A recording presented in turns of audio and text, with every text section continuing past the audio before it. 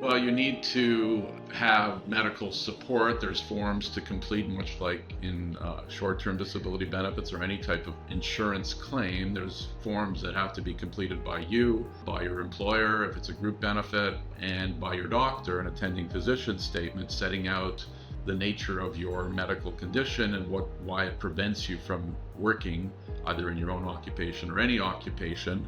Obviously, you have to have coverage. If there was a requirement to be paying into the plan and paying premiums, you have to have been doing that. So if you hadn't been, your coverage may have lapsed.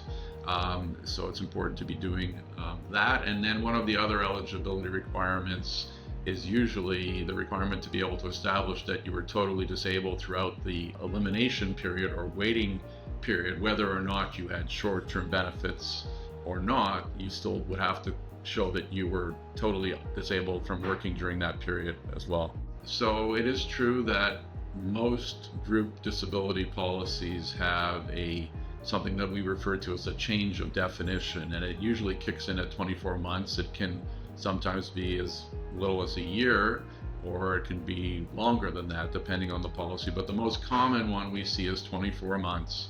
And the test during the first 24 months is essentially that you're unable to perform the essential duties of your pre-disability occupation, whether at your place of employment or any other employer that might employ you for that type of occupation.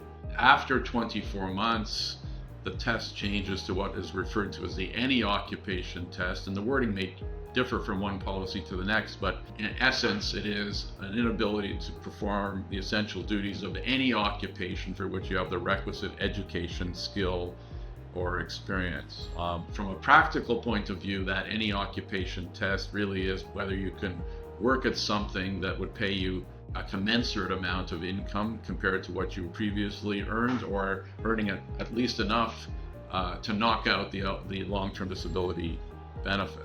Obviously, each set of circumstances or case needs to be reviewed separately, but those are the general principles.